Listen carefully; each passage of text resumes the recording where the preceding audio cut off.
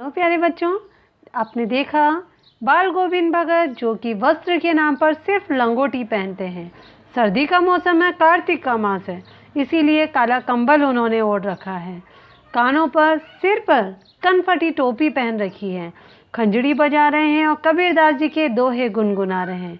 वह नाच रहे हैं, गा रहे हैं और अपने संगीत से, संगीत की स्वर लहरियों से सभी को भाव विभोर कर रहे हैं। आगे आप देखेंगे कि किस प्रकार बाल गोविंद भगत का इकलौता बेटा, जिसकी डेथ होने पर उन्होंने शोक मनाने की जगह उत्सव मनाने के लिए कहा और कहा कि इसकी आत्मा परमात्मा से मिल चुकी है, इसके जीवन का उद्देश्य पूर्ण हो चुका है, इसलिए हमें गम नहीं करना चाहिए और उत्सव मनाना चाहिए। खंजड़ी लेकर वह गा रहे हैं, बजा रहे हैं। आगे हम देखेंगे कि किस प्रकार बाल गोविंद भगत की जो दिनचर्या थी, जो उनका व्यवहार था, उसी के अनुरूप उनकी मौत हुई। बाल गोविंद भगत की मौत उन्हीं के अनुरूप हुई। वह हर वर्ष गंगा स्नान करने जाते। स्नान पर उतनी आस्था नहीं थी जितना कि संत समागम से था, संतों का साथ होने से था, और लोक दर्शन पर पैदल ही जाते। करीब 30 कोस पर गंगा थी। साधु को संबल लेने का क्या हक, सहारा लेने का क्या अधिकार, और गृहस्थ किसी से भिक्षा क्यों मांगे? तो गृहस्थ एक सच्चे गृहस्थ थे, सच्चे सन्यासी थे। अतः घर से ही खाकर चलते तो फिर घर पर ही लौटकर खाते। रास्ते भर खंजड़ी बजाते, गाते, जहाँ प्यास लगती पानी पी लेते। 4-5 दिन आने जाने में लगते, किंतु इस लंबे उपवास में भी वह मस्ती। वह अब बुढ़ापा आ गया था, किंतु टेक वही जवानी वाली। उनका दैनिक जीवनचर्या, दिनचर्या बिल्कुल जवानों जैसी। इस बार लौटे तो तबीयत कुछ सुस्त थी। खाने पीने के बाद भी तबीयत नहीं सुधरी। थोड़ा बुखार आने लगा, किंतु नेम व्रत तो छोड़ने वाले नहीं थे।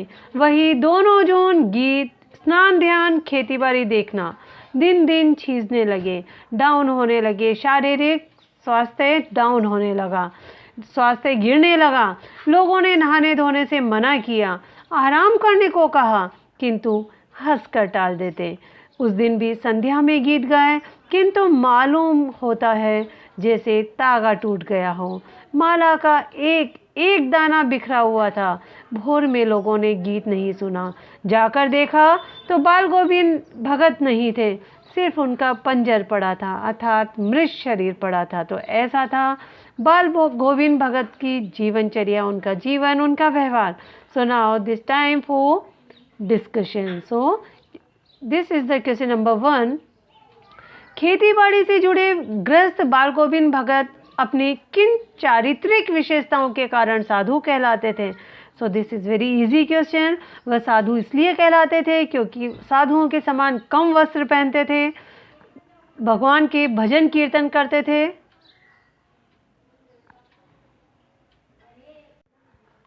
और खंजड़ी बजाते थे। कबीरदास जी के पद गाया करते थे। आवश्यकता से अधिक कभी संग्रह नहीं करते थे।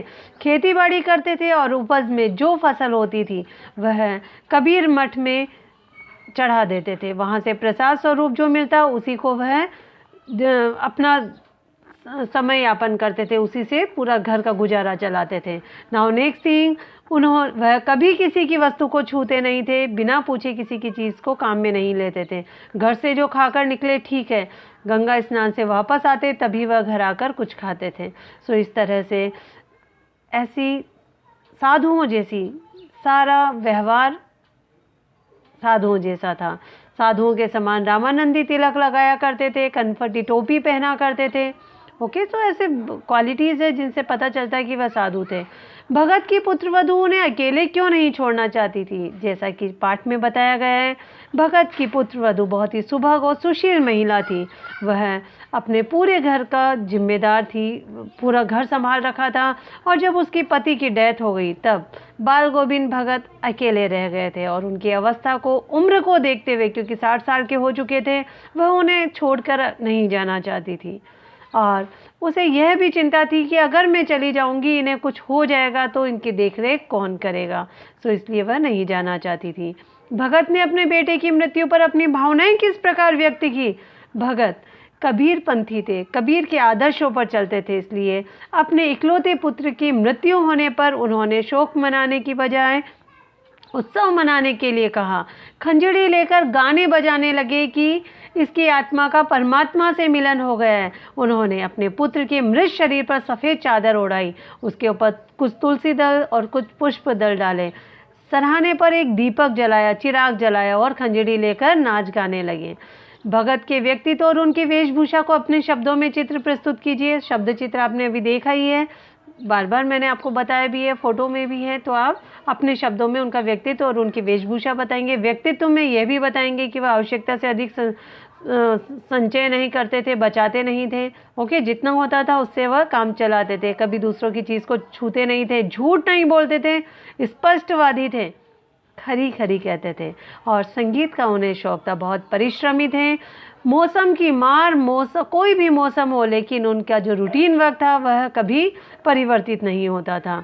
बाल गोविंद भगत की दिनचर्या लोगों की अचरज का कारण क्यों थी? जो कि आपने देखा, भयंकर सर्दी में जब तारे टिमटिमा रहे हो, सुबह अर्ली मॉर्निंग वह खंजड़ी लेकर गाने बजाने लग जाते थे। इस तरह से काफ़ी लाइन्स आई है, आप इससे लिखेंगे। पाठ के आधार पर बाल गोविंद भगत के मधुर गायन की विशेषता बतानी तो बताएंगे। जब वह खंजड़ी लेकर गाया बजाया करते थे तो बच्चे, औरतें सभी उनके साथ गुनगुनाने लगते थे और ऐसा लगता था कि स्वर की म्यूजिकल इंस्ट्रूमेंट, वाद्य यंत्र बज रहे हों। सो वह बहुत ही मधुर गाया करते थे और अपने कार्य में लीन रहते थे। और कई लोग तो उनके जो भक्तगण थे, प्रेमी लोग थे, वह भी उनके गाने पर नाचने लग जाते थे। और यहाँ तक कि खुद बाल गोविंद भगत भी अपने मैं को भूल जाते थे और कितनी भी सर्दी हो, चाहे उनका कंबल उनके शरीर से उतर गया हो, लेकिन वह नाचते गाते रहते थे और प्रभु भक्ति में लीन हो जाते थे।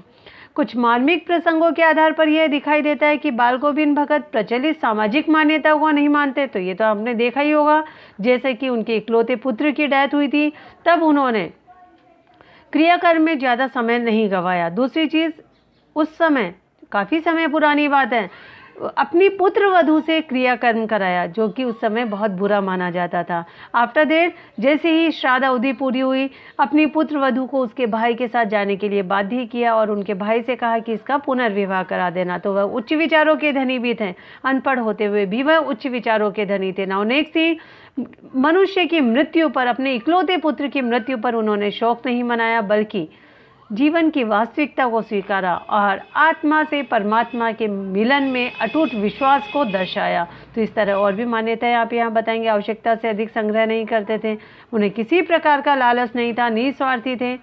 धान की रोपाई के समय समूचे माहौल को भगत की स्वर लहरियाँ किस तरह चमत्कृत कर रही थी, ये संगीत साधना वाला इसमें आ जाएगा। नाउ पाठ के आधार पर बताइए कि बाल गोविंद भगत की कबीर पर श्रद्धा किन किन रूपों में प्रकट हुई।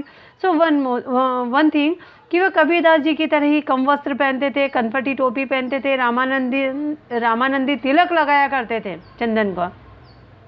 नाउ उनकी जो खेत से जो फसल उपज पैदावार उन्हें मिलती थी, वह कबीर मठ में चढ़ा दिया करते थे। वहाँ से प्रसाद स्वरूप जो उन्हें मिलता, उसी को वह ग्रहण करते थे और अपना गुजारा बसर करते थे।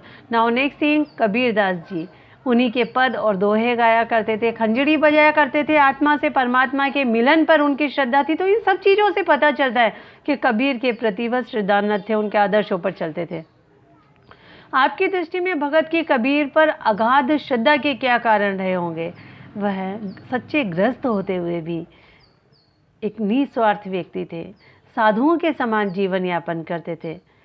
ओके, और कबीर के आदर्शों पर वह इसीलिए चलते थे क्योंकि उनका व्यवहार ही ऐसा था।